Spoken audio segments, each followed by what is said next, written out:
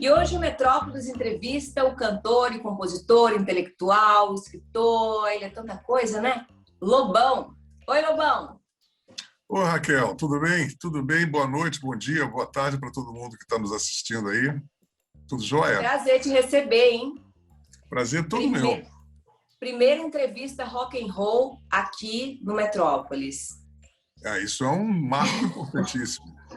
Queria vir vestida a caráter para te homenagear, um visual meio punk, rock, mas não deu, vim de dondoquinha mesmo. Mas dondoquinha tem o seu rock and roll também, né? Tem, olha só, tem sim. Lobão, o isolamento tem feito muito bem para você. Você tem sido muito produtivo nesses tempos. Você já lançou marca de cerveja, você já lançou livro, você já lançou músicas e essa semana, né, chegou às plataformas digitais o sucesso O Bunda Suja, que é uma alusão ao presidente da República, Jair Bolsonaro. Você já está sendo investigado pela PGR, já foi processado pelo advogado-geral da União? Não, na verdade é o seguinte, eu tive o cuidado, na verdade, primeiro, assim, para as pessoas entenderem, porque eu não fiz com nenhum tipo de afinco maior, porque eu estou com o meu estúdio, tá aqui, ele estava trocando máquinas e não sei o que, eu tive que desligar. Eu estou num processo que eu estou gravando um álbum triplo de música brasileira, né? O Canções de Quarentena, lançando de 15 em 15 dias uma música que formou foi a minha formação musical. Eu estou muito dentro desse projeto, estou no meio do Gita agora, do Paulo Coelho e do Raul Seixas. E aí interrompeu o processo, porque o estúdio ficou todo fora do ar, não podia gravar, só sobrou um tecladozinho, com um computadorzinho pequeno e com uns programas lá para fazer levada de funk, levadas eletrônicas, né? E eu não tinha nada para fazer, comecei a fazer a levadinha. Aí apareceu o punch, aí eu levei uma levadinha de teclado, aí ficou, eu falei, poxa, isso aqui, enquanto eu não continuo fazendo o tal do Canções de Quarentena, posso fazer uma musiquinha. Aí na hora do lanche da noite, eu sentei, fui tomar meu chazinho, e aí comecei a escrever. Aí eu pensei, Bunda Suja. Aí eu pensei, puxa, eu podia fazer uma canção que fosse resvalante, assim, que não tivesse, em momento nenhum, fosse a corporificação de qualquer pessoa física, né? Aquele tipo daquele trabalho que você pode escrever assim, qualquer semelhança com pessoas vivas ou mortas é mera coincidência. Então, ele foi todo nessa onda resvalante, né? E no final do lanche da noite, o esqueleto da música estava pronto. No dia seguinte eu vim para o estúdio, dei uma burilada na letra, bereré, bereré. O meu amigo Giovanni veio aqui, montou o estúdio, o suficiente tempo para eu botar tudo no computador, subir tudo, dar uma guaribada, e durante esse período de elaboração, já de produção da faixa, eu tive a ideia de convocar a rapaziada que me segue no Twitter. Eu falei, preciso de um backing vocal gigante, todo mundo sussurrando, Bunda Suja. E aí recebi mais de quase 1000 áudios desses. Aí eu passei sábado e domingo todo sincronizando cada Bunda Suja que eu recebi, botei no grid, né? E todos ficaram no andamento correto, virou uma multidão, e aí eu inseri na faixa. E aí nasceu a música. Lobão, você sempre foi muito julgado por suas escolhas na vida pessoal, sua relação com as drogas no passado e também pelos seus posicionamentos políticos, sejam de direita, sejam de esquerda. Você já foi Lula, você já declarou que votou em Bolsonaro, mas uma coisa é certa, ninguém pode tirar isso de você. Você sempre deu a cara a bater, você sempre bancou suas opiniões. O filósofo alemão que eu gosto, que eu adoro, que é o Friedrich Nietzsche, ele disse o seguinte: nunca é alto o preço a se pagar pelo privilégio de ser o que se é. É muito caro ser Lobão?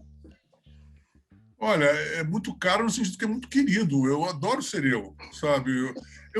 Sabe, se eu não fizesse isso, eu ia me sentir um verme, sabe? Porque eu acho que essa é a função do artista. Inclusive, o Nietzsche, ele foi um principal formador. Ele e o John Lennon formaram a minha psique. Eu comecei a ler Nietzsche com 10 anos de idade. Então, Nietzsche é Nossa, meu tio avô, sabe? É a pessoa que ficava no meu ouvido. Vai fazer isso. ele é E, meu o John brother. Lennon, e o John Lennon também, porque era outro iconoclasta. E eu pensava, quando eu crescer, eu vou ser igual esse cara, que não tinha medo de nada, sabe? Desafiava todo mundo. Eu acho que eu sou assim, eu sou uma pessoa que sou muito querido e sou muito odiado. Mas eu acho que eu sou muito necessário, principalmente num país hipócrita, medroso, preguiçoso, covarde, corporativo como o Brasil. Uma pessoa como eu é muito saudável, deveria ter vários como eu. Se tivesse mais 3 como eu, o Brasil tomava jeito. Lobão, se a vida é movimento, se a vida é mudança, se estagnação é apatia e apatia é retrocesso e retrocesso é morte, por que são tão criticados aqueles que insistem em mudar Ué, e ir contra a corrente? porque a pulsão de morte odeia a pulsão de vida. Né? Então, quando você tem uma pulsão de vida, que é transformação, você se jogar na vida, você se arriscar, você colocar todas as suas convicções em jogo e as convicções dos outros, porque não é qualquer um que tem estrutura para admitir que não é isso. Aí você se desmorona, porque as pessoas são muito apegadas.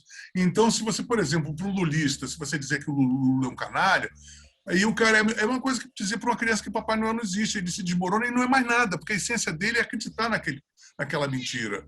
E como no Bolsonaro é a mesma coisa. E, na verdade, são 2 maus funcionários públicos. São 2 maus funcionários públicos, tanto Lula quanto nada mais do que isso, sabe? Não tem ideologia. Ah, você traiu. Não, não. Ele é pago com dinheiro do meu imposto para poder fazer as coisas direito. Ele não faz, eu vou tentar derrubá-lo assim que a Constituição me proteger para fazer. Tem o impeachment, tem dispositivos para isso, quando passa da mera incompetência para pura e simples criminalidade, crime de responsabilidade, etc, etc, etc. Aconteceu com a Dilma em uma responsabilidade em um nível muito maior que o Bolsonaro, e não sei por que cargas d'água ele não foi não só impedido, como preso. Né? Depois de 13 anos no poder, 13 anos de PT, você optou por votar no Bolsonaro. Não, não. Depois de 13 anos, não. Em 2000, eu apoiei o Lula. Eu cometi crime eleitoral sem gostar do Lula. Eu fiquei 11 anos indexado na Globo, porque fui no Faustão e cometi no domingo um crime eleitoral para poder eleger o Lula. De 89 a 2002, eu mesmo sem nenhuma convicção petista, eu defendi o PT. Enfrentou a Globo. Não enfrentei a Globo. A Globo falou. Eu não enfrentei a Globo, eu simplesmente usei um programa que eu fui convidado num dia de eleição e acabei cometendo um crime eleitoral, dizendo votem no Lula, não votem no Collor, abri estava cheio de votos do Lula, e aí eu fiquei, quase que a Globo saiu do ar. O Roberto Marinho telefonou para o meu pai, que era amigo, falou: teu filho não entra na Globo nem do lado do Paul McCartney. E assim, fiquei por 11 anos. Mas o que eu quero mostrar para você é que eu me jogo, mesmo sem ter sido PT, como eu também falei, eu vou agora defender a campanha do Bolsonaro. Eu sei que os 2 são canalhas, mas eu estou fazendo a coisa de uma maneira pragmática. Eu quero eleger esse cara porque eu acho que o PT, naquele momento, tinha que mostrar historicamente como ele iria se comportar no poder.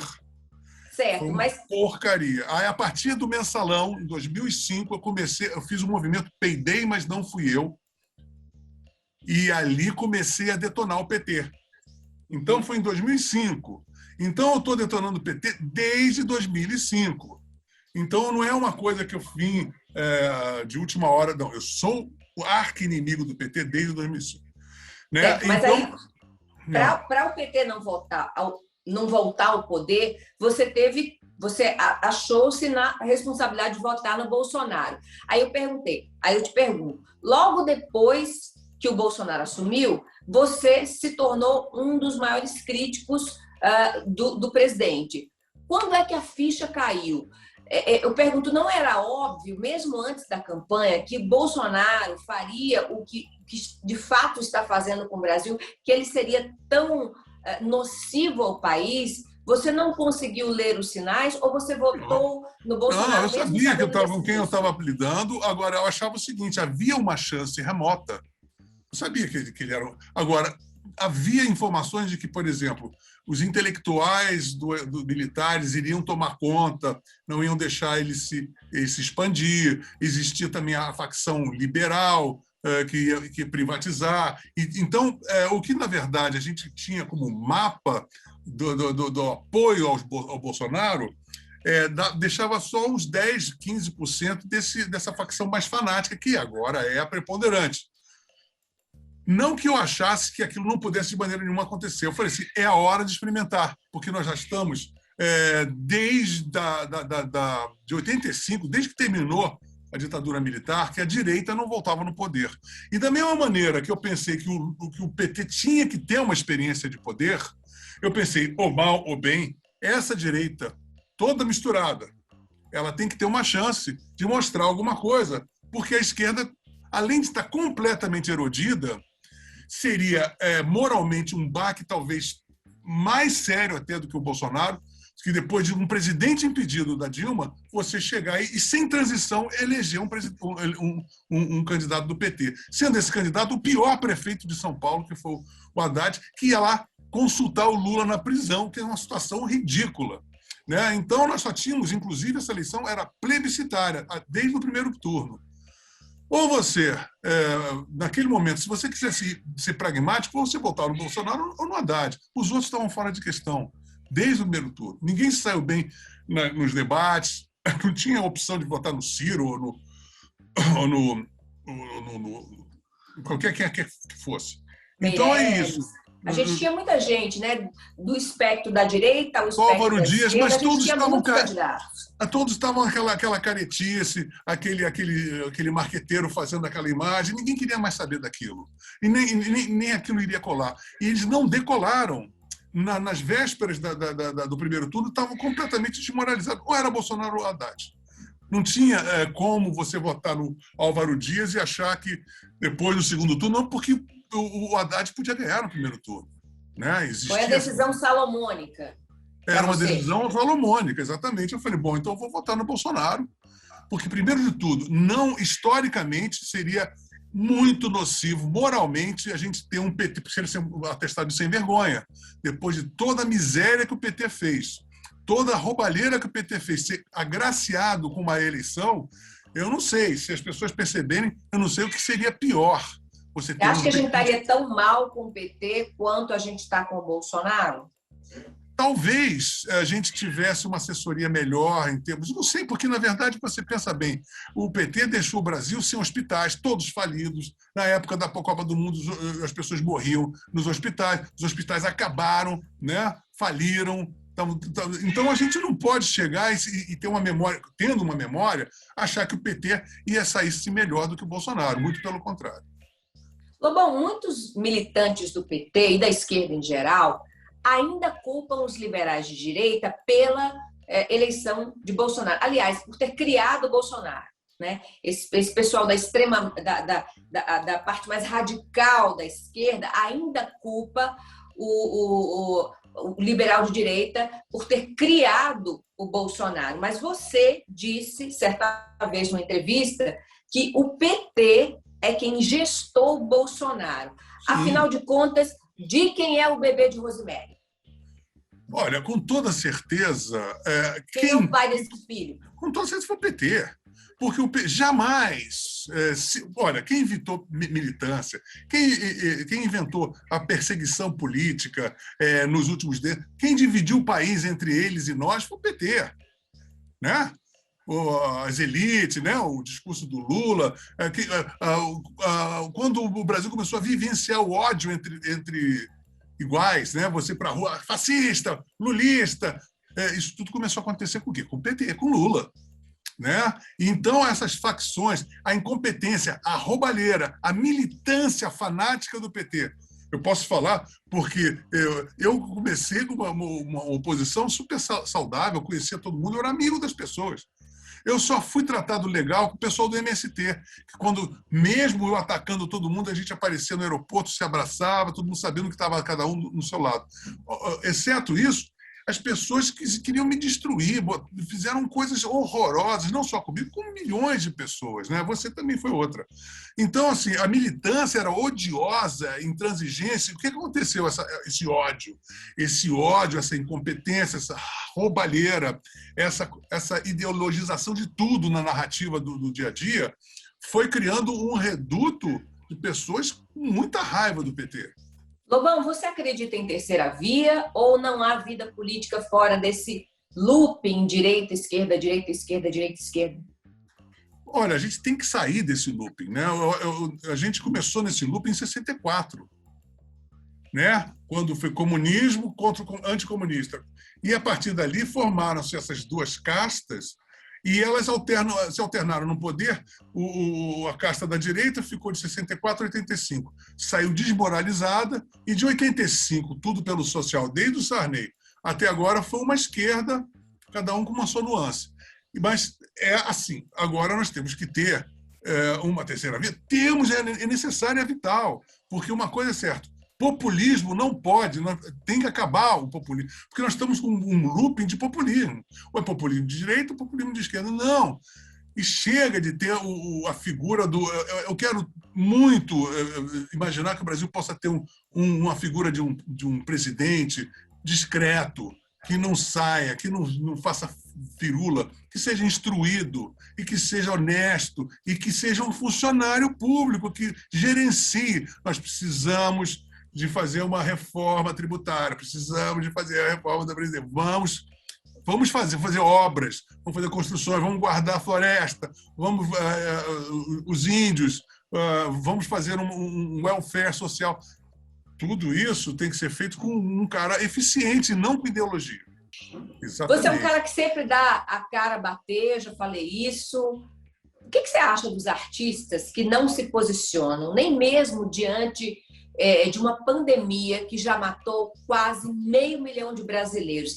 É possível ser isento, Lobão, sem ser cúmplice? Quem cala consente, né? Tem esse ditado. Quem cala consente. Assim, eu estou muito, acostumado, infelizmente mal acostumado, no sentido de ter, assim, basicamente, talvez isso seja uma das coisas que mais me deixe envergonhado, né, de ter. Mas o problema é que a classe artística, ela é simplesmente, assim como a classe política, você não pode dizer que a classe política ela difere da sociedade brasileira. Ela representa a sociedade brasileira. O artista é a mesma coisa. Você não pode querer ter artistas espetaculares e impávidos e corajosos numa sociedade covarde e medíocre, né? E corporativa. Então, todo mundo age assim, cuidado, quantas pessoas vieram dar... você vai fazer esse bunda suja, os caras vão botar fogo na sua casa, cuidado. É assim, esse é o modus operandi do Brasil. Infelizmente, tomara que isso mude, mas, por enquanto, é isso mesmo. Depois de fazer um mega suspense midiático, a seleção brasileira finalmente decidiu disputar a Copa América entre mortos e entubados. Te pergunto, na sua opinião, fizeram bem a comissão técnica e os jogadores em participar desse espetáculo? Claro que não. É aquela coisa do fura-fila. Por exemplo, eu recebi agora, estava rodando no WhatsApp, um pedido de uma dupla sertaneja aí que está querendo fazer uma campanha para voltar imediatamente os shows, porque está havendo um problema, todo mundo desempregado. Realmente, está todo mundo desempregado. Mas não pode, porque aí você vai furar a fila, porque é uma questão coletiva. As pessoas não entendem, Raquel, por exemplo, ainda mais esses liberais de Araque, quando falam, minha liberdade, eu não vou admitir ficar preso na minha casa.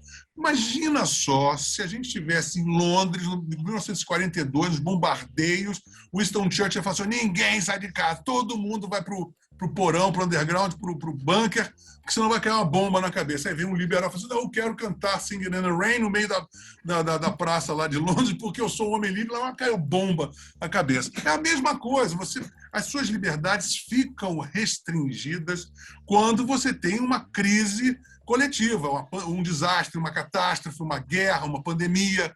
Você tem que funcionar de outro jeito. Você não pode querer aplicar os cânones liberais, ou seja lá o que for, dentro de uma situação de emergência. Uma situação emergencial tem que ser coletiva, todo mundo tem que estar fechado junto, governo, Estado, prefeitura, povo, diz, vamos fazer isso, como todos os países que já saíram. Nova Zelândia, Austrália, Canadá, Estados Unidos, agora depois saiu o Trump, você vê que em 15 dias melhorou. Quando a bola rolar, a Copa América, você vai torcer contra ou a favor? Eu não torço desde 1970. A última vez que eu torci foi na Copa do Mundo em 1970. Aquela geração acabou. E com aquela geração, eu decorava meus times de futebol. Quando acabou Pelé, Gerson, Rivelino, Jairzinho, cara, acabou. Eu não consigo. Olha que eu era Flamengo. E olha que eu era Flamengo doente. Na época, o Flamengo era freguês do Botafogo, 69. Quando o Flamengo começou a ser um timaço com Zico, Leandro e tudo mais, eu quis torcer, fui para o Maracanã, mas aí eles inventaram uma camisa com Lubrax 4. Eu falei, não pode. Não é possível você ter uma propaganda maior do que o escudo do time. Aí eu definitivamente esqueci. Em 94 eu tentei, aí eu fiquei decepcionadíssimo de ganhar a Copa do Mundo com pênalti. Eu falei assim, não, só podia ser, né? Eu quase que foi uma derrota, porque foi Brasil e Itália. Eu vi Brasil e Itália em 70. Aí fui pegando nojo, aí eu vi aqueles caras com aqueles tupetinhos, jogador com tupetinho, com tatuagem, e aquela atitude corporativista, aquela atitude que não tá nem aí, playboy, né? Jogador playboy não tá com nada, né? Então, assim, pô, aí você teve a restrição das torcidas, não pode levar bandeira, não pode levar estampido, não sei o quê. Eu falei, pô, perdeu todo, não existe mais a essência do futebol. Então, eu não torço desde 1970. Eu só espero, nesse exato momento, que o futebol, como instituição, tenha o mínimo de bom senso, tanto dos seus dirigentes, como nos seus jogadores, seu técnico, e tome uma atitude de homem, né? Não pode. Nós somos um povo, o povo tem que agir coletivamente, e o povo, como inclusive a cultura do futebol que está tão arraigada no Brasil, tinha que ter no futebol uma atitude de gente grande, de homens de verdade, e não essa coisa de responsabilidade social, faltou isso? Faltou empatia num momento como esse, em que tantos coragem. Brasileiros choram? Fazer a bola rolar? Toda certeza faltou coragem, sobrou interesse. Né? Faltou coragem, porque devem ter sido ameaçados, uns de perderem cargos, outros de coisas que nem podemos imaginar. E também interesse, porque em troca da ameaça vem também o afago de alguns tipos de benefícios que também devem ser inconfessáveis. Você juntando tudo isso, fica uma salada horrorosa de dejetos. Eu acho que as pessoas tinham que entender que a história vai ficar aí. A história, assim como glorifica os nossos heróis, também indica de maneira bastante dura e justa aqueles que também jogam água fora da bacia. Então, é melhor entenderem isso, e o povo também, coletivamente, espero que tenha o devido senso de coletivismo, pensar nas pessoas que estão morrendo, nas pessoas que estão sendo pisoteadas por esse governo, por esse tipo de atitude, porque também não é só o governo, as pessoas vão para festas clandestinas, está todo mundo aí. O Brasil tem essa fábrica de cepas por causa disso, né? Então, por favor, né? Está na hora do Brasil começar a pensar em ser gente grande, né? Pensar, pelo menos. Em 87, você foi preso, né, por porte de drogas. Mas de lá para cá, muita coisa mudou sobre isso. Mudou sobre porte, mudou sobre posse, mudou plantio, mudou milícia. Mais recentemente, a gente teve até mesmo um caso de tráfico internacional de cocaína no avião presidencial. Quem diria, hein? Mas o que eu queria saber mesmo de você é se é possível, no Brasil de hoje, viver limpo, viver abstêmio, ou é necessária alguma fuga da realidade para poder sobreviver no país de hoje? Olha, a minha fuga da realidade é meu trabalho, né? Eu acabei de te dizer, olha, eu desligo e vou me concentrar. Ou eu vou ver Star Trek de noite, tá entendendo? Assim, eu vou para o reino de Avilã, sei lá, eu vou fazer outra coisa, porque minha saúde mental depende desse recolhimento, né? Agora, quanto a drogas, elas me fizeram muito bem. eu não seria eu do jeito que sou se eu não tivesse vivido tudo aquilo que vivi. Não aconselho a fazerem isso em casa, porque não é todo mundo que sabe muito bem. Muitos dos meus amigos morreram, muitos perderam a cabeça, ficaram loucos, etc, etc. Depende muito do. O Keith Richards também não se deu bem. Um pouco, você conta nos dedos.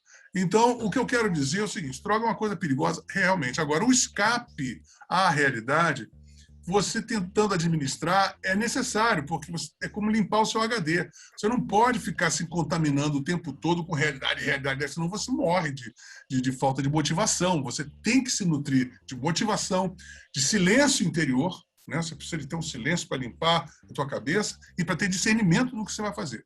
Então, é muito assim, por exemplo, ultimamente eu falo para minha mulher, olha, não gosto de ver séries de televisão dos dias de hoje, eu preciso ou ir para a Idade Média, para o romano ou para o futuro, porque é puro escapismo, é um escapismo profiláctico, né? Porque assim, no final da noite, eu saio também desse mundinho musical, saio desse mundinho da miséria política e sanitária que a gente vive e vou para outros mundos oníricos, está entendendo? Durmo, aí pã. Então, sabendo você se alienar, e no bom sentido, é como ócio produtivo, você precisa desse espaço, contanto que não seja algo autodestrutivo ou algo que vai te atrofiar, que vai te diminuir, muito pelo contrário, que vai te acrescentar.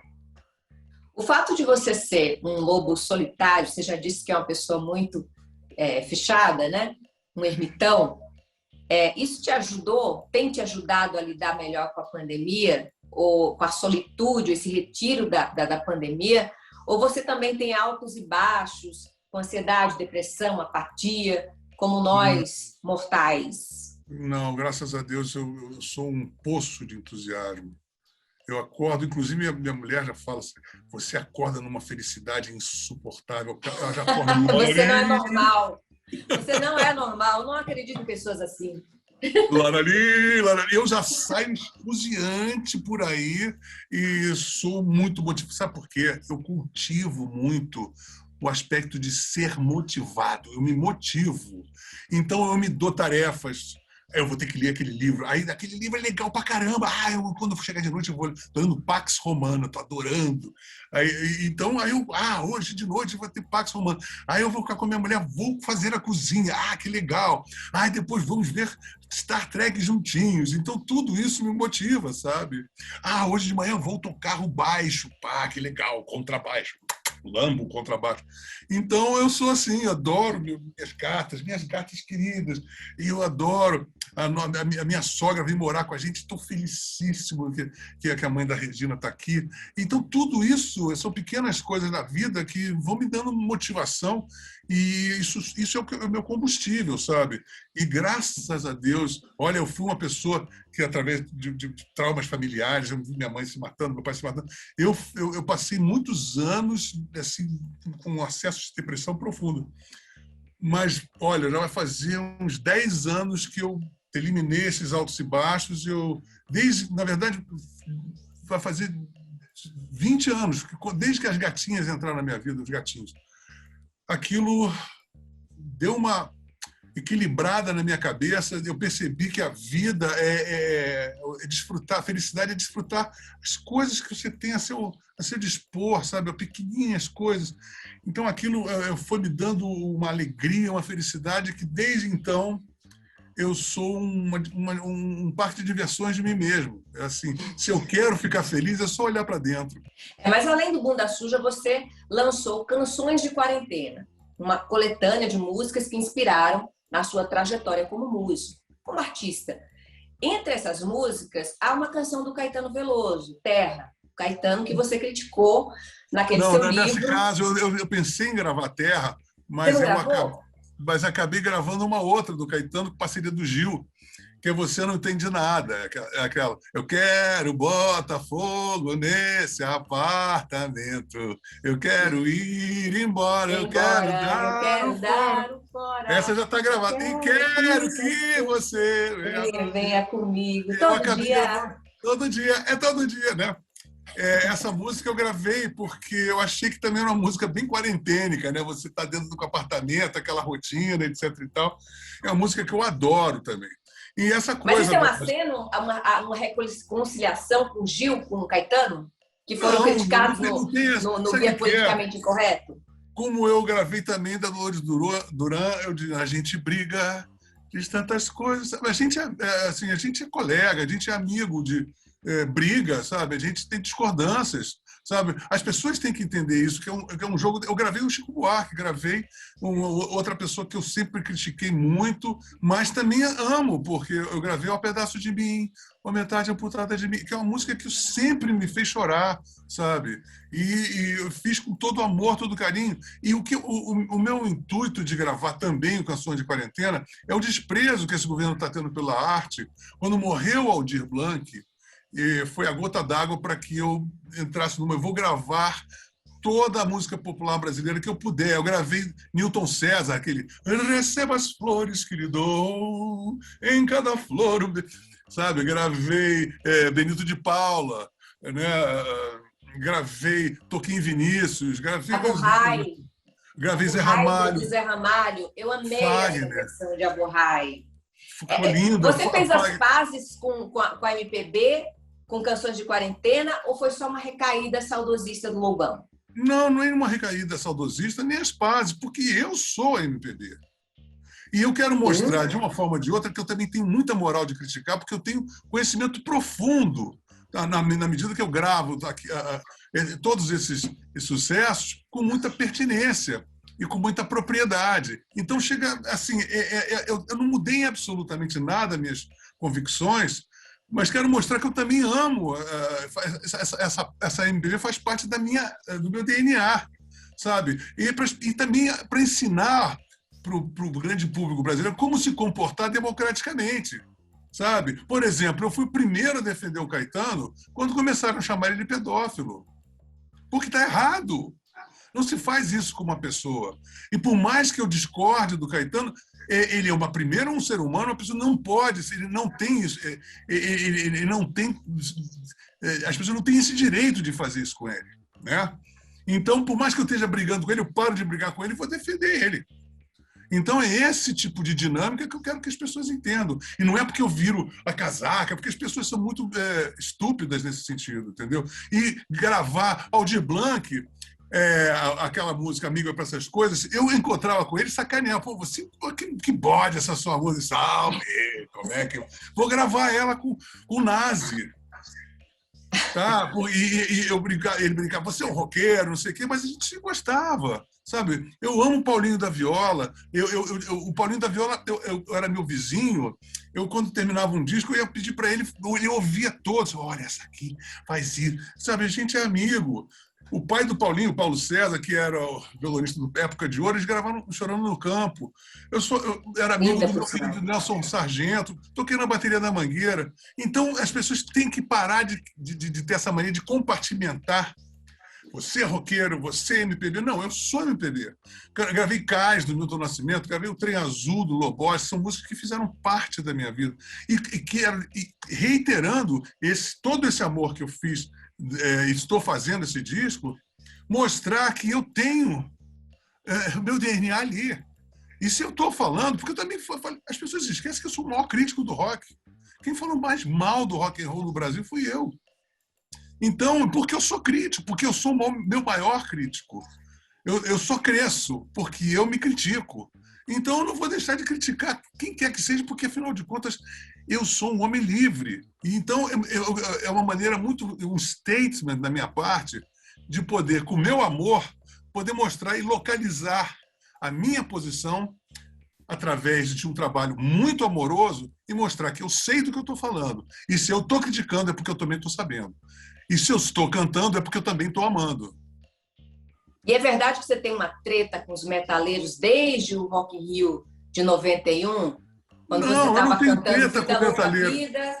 Eu não tenho treta com metaleiro, eu não tenho treta com ninguém. Eu acho metal 98,3% uma porcaria. Eu acho cafona, eu acho como sertanejo, aqueles caras que tem aquela voz, circense, é grotesco. Eu acho aqueles guitarristas que tocam 500 mil notas por minuto, eu acho aquilo horrível, eu acho aquilo assim, exagerado, antiestético, sabe? Eu tenho pouquíssimas bandas, tenho o Rammstein, que é uma banda alemã que eu amo, que pesada.